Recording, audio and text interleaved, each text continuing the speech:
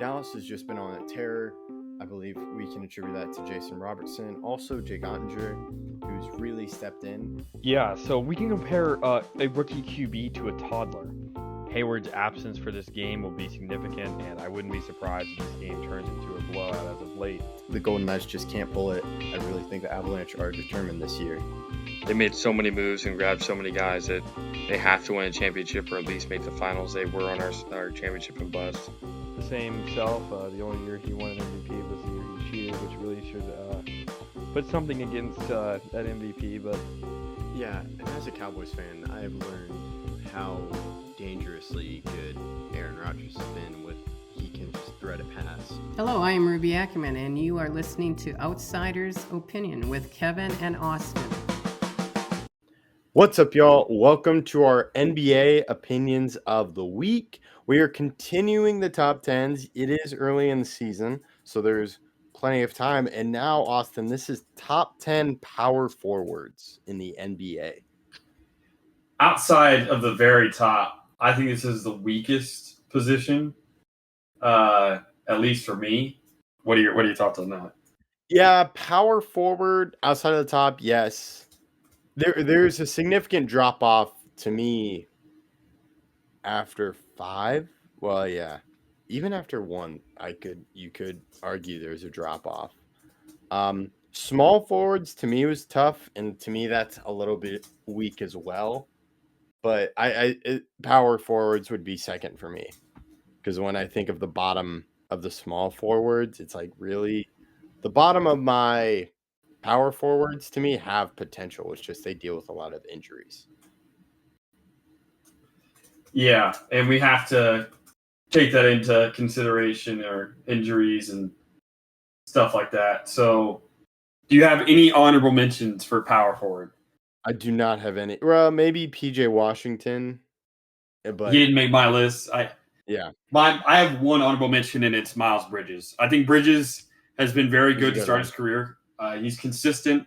However, I need to see something more than just doing it on a very bad team. I need to see him on a competitive team doing it for me to rate him any higher than just an honorable mention. But I'll let you go first into your 10.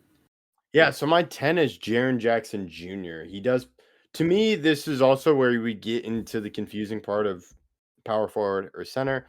To me, he is power forward because the Grizzlies, to me, want to play Zach Edey at center. But Jaren Jackson can also play center sometimes. But to me, this year he's going to be a power forward, and he's someone that's a great defensive threat. The problem is staying on the court. Yeah, staying on the court is definitely a big issue for him. My number 10 is Julius Randle. Julius Randle has obviously made an all-star team. He was really good initially with the Pelicans a pretty long time ago. Before that, it was with the Lakers. And he went to the Knicks, played well there, but then got traded to the Timberwolves. And that's why I think I have him at 10. He's the second option offensively, but he still struggles a little bit on the defensive side. He's not their best rebounder. He's not their best passer. He's not their best scorer, but he's still good around the board. He's still a good ball handler for his size. And I think that he does allow Anthony Edwards to kind of avoid having 100% of the offense of like responsibility. But I still think that his inconsistencies, which, I mean, there's some games he could drop 30 or some games he could drop 5. I mean, that's just a Julius Randle effect. Yeah, he did not make my list, but yeah, he's a good, solid player, but not what he was when he really came on the scene with the Knicks as a great player. I'm surprised you don't have him on your list. I'm definitely missing somebody then. I'm curious to see. I'm interested in yours, but he was almost on my list, but I want Jaren Jackson. My 9 is Zion Williamson. I have him on my list a little bit higher. Do you want to go into that? Yeah, so to me, Zion could be higher, but he's always dealing with weight, dealing with health, but he is such an explosive player. It's just, to me, has he ever really put it together? And that's something I have yet. He shows moments, but I want to see that on a consistent basis. That's understandable. You would like to see him have some sort of consistency, even though he's not necessarily been that because of injuries. But I have him a little bit higher because I think he's going to be healthy this year, but we'll get to that eventually. My number 9 is Lauri Markkanen for the Jazz. He has no passing bag at all, but his scoring ability and ability slightly to rebound is up there. I think that he will help the Jazz rebuild. I think the Jazz will be we've already done our NBA predictions. We both didn't have them all that high. I think they're probably the worst team in the West, but I do think they have a lot of potential in the next couple of years. I like their young guys. I think Lauri Markkanen fits the timeline of this team very well and can be their leading scorer moving into a more competitive atmosphere, hopefully in the next couple seasons. Yeah, he sadly did not make my list as well. So I guess that opens another person on your list. He was another close cut for me because he is fantastic on the Jazz. I would like to see him on a competitive team because I think he'll play well. It's just kind of he's stuck on the Jazz and they have yet to trade him. So my 8 is Aaron Gordon with the Denver Nuggets. We somehow agree on one, even though I have 2 on your list. Yeah. Okay. All right. Aaron Gordon at 8 for you. Yeah, well. I think that his stats don't necessarily show his effect on the court. I know he had 50 the other day, but that's not why I'm ranking him here. I'm rating him here because of his effect in the playoffs. He's upgraded his shooting. Last year, 24-25, he shot 44% from 3 on almost 3.5 attempts per game. And he's a great defender, and he fits this mold very well. This team is kind of built right around having Aaron Gordon now that he can shoot, and he's molded his game very maturely from his Orlando days to now with Denver. Yeah, to me, is such a great compliment for Jokic that really allows Jokic to sign. And Aaron Gordon does a lot of the dirty work, but he can also hit some shots. He's a fantastic player for Denver. Now to my 7 is Domantas Sabonis as a power forward. Wow. You have him as a power forward? Who would be the center? Yeah. Has he ever played power forward? I thought he was primarily a power forward. Last year he played 99% of his minutes at center. Okay. He's actually played 99, 100, 100 the last 3 seasons. Really? Yeah. He's only ever played higher percentage minutes at power forward in 2 of his seasons. Actually 3. 2 of those were with Miles Turner in Indiana. Yeah, that's when he played a little bit of power forward. And he also played some power forward whenever he was in OKC. But I consider him one of the most – he's on my center list. I'll just say that. Yeah. To me, he is a fantastic player. I have it in my head that he's power forward, but yes, he does play center. But I kind of view them as wanting to put him in the power forward and finding. Well, I think if they were going to do that, they would have signed a center. Like I literally, when Domantas Sabonis was hurt for the first game, they had like Dario Saric playing center. I mean, they don't really have a center on the roster other than him. He's literally the only one. Okay. All right. Yeah. This may be. Yeah, this list it's confusing a little bit. We already talked about for future years, kind of making sure we had our lists kind of straightened out. My number 7 is Jaren Jackson Jr. I have him a little bit higher. He's been able to stay relatively healthy the past couple years, even though Ja has not been able to stay on the court. Jaren Jackson has been a beacon of light for this team. Last year, he played 74 games. The year before that, he played 66. And the year before that, he played 63. It's really only his first couple seasons where he actually was injury prone. But he still gets a ton of blocks. He's won a Defensive Player of the Year. He's still a very good defensive player. And his 3-ball last year was 38%, which really helped stretch the floor for a Grizzlies team that desperately needed it. Yeah, he's a good, and I'm interested to see how well he plays this year. My 6 is Evan Mobley with the Cavaliers. Jared Allen is the center, and Evan Mobley can shoot, and he's a great defensive player, and that's why the Cavs had such a great defense with Evan Mobley and Jared Allen. I wouldn't. Yeah, I have Mobley as a power forward. He's definitely a power forward on that roster because of Jared Allen. I think his defense is the main reason why I have him here, though. I mean, he's basically averaged a steal and a block for his career, and really 1.5 blocks. His scoring output is a little bit muted because of Donovan Mitchell, Darius Garland's hurt right now, but they just have a lot of scoring output around him, which I think is the only reason why last year he only averaged 19 points or 18.5. I think he'd average closer to 22 if he was on a team that required him to score more. But his defensive acumen is the reason why. I have him a little bit higher. We'll get to him on my list. So I'll go to my 6. My 6 is Zion Williamson. Zion's slimmed down. He looks good, and I think that he'll be healthy this season. I I think that Zion's ability to score the ball around the rim is unprecedented. There's not many players, especially at 6'6", 6'7", that can actually score the ball effectively against 7-foot centers. And Zion's strength, I think, is a big reason why he can do that. Now, it all comes up to whether or not he's going to be healthy, but I do think that he'll be that this year. So I have him at 6. Okay, who's your 5? My 5 is Paolo Banchero for the Orlando Magic. Paolo struggled to start this season, but he has been an amazing player ever since he was drafted number 1 overall. And I remember that was a big conversation. Jabari Smith, Paolo, or Chet.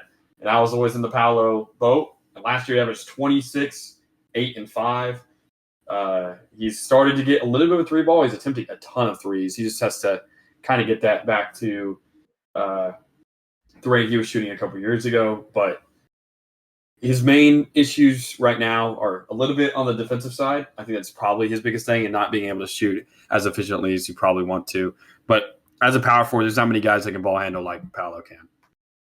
Yeah, I'll get to him in just a sec. My 5 is Pascal Siakam. He's someone that I think is going to have a huge year with the Pacers, and just to kind of take the role more of scoring and being that lead guy for the Pacers after the Halliburton injury.